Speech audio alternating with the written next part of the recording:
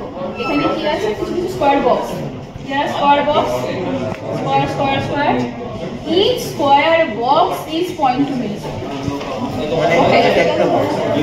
Okay. Each square box is 0.2 millisecond, and within one square box there are again 5 small divisions.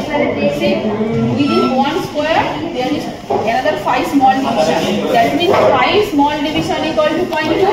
Then 1 small division equal to, small division was 0.2 by 5. How many small? 11. Then into 11. 0.2 by 5 into 6. 0.2 by 5 into 6. This 0.2 to 0. Now it becomes 0.5 millisecond. That means what does it signify? Same जो meaning है time division का से एक ही আসবে তোমার, ওটা শুধুমাত্র ছোট হবে বড় হবে কতটি স্কেল है।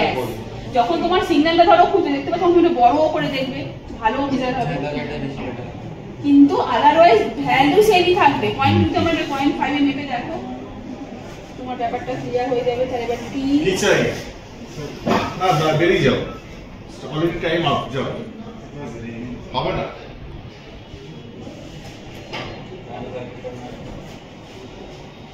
টি1 জমাবো। দেখো একটা আমার 0.5 কত আছে, একটা একটু কম, হ্যাঁ একটা কমপ্লিট হয়নি, তার মানে কি হবে 0.5 এর কম, আমাদের কত এসেছিল 0.44 এসেছিল। তাহলে কি বলতে পারি অলমোস্ট 0.44 ই আছে। কি ইট ইজ ক্লিয়ার?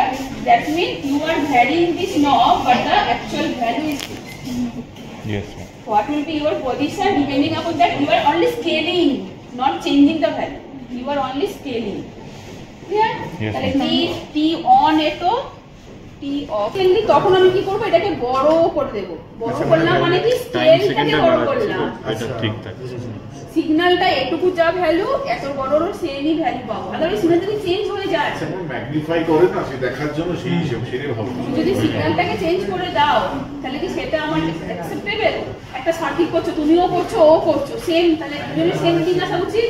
তুমি বড় করে দেখলে তোমার বলে 10, ও ছোট করে দেখলে বলে 5, তাহলে কোনটা অ্যাকসেপ্ট করবো? না করবো কি কোনোটা? তার মানে দুটোরই সেম ভ্যালু বেরোবে, এমনভাবে বানানো ইনস্ট্রুমেন্টও তাই। তুমি যাই করো ছোট বড় অনলি স্কেলটা চেঞ্জ হবে। আর এবার 0.2 ছিল তখন দেখো কত বড়, আর 0.5 ছোট, তার মানে তুমি চাপাতে গেল না, ভ্যালুটা সেম থাকে। আছে কি তিনটে চোখে দেখো দেখো হ্যাঁ এরকম তিনই ধরো, তাহলে তিনটে ঘর আছে, কতটা আছে 0.5। তাহলে এবার একটা বক্সের মধ্যে 5টা স্মল ডিভিশন আছে, তাহলে এখন কত গেছে আমি যদি বের করতে চাই তাহলে কতগুলো ঘর গেছে, 1 2 3 4 0.2 মিলিসেকেন্ড। Yes sir. इसका वैल्यू है इसका वैल्यू 0.2 मिलीसेकंड। तो ये टोटल कितना घर गया?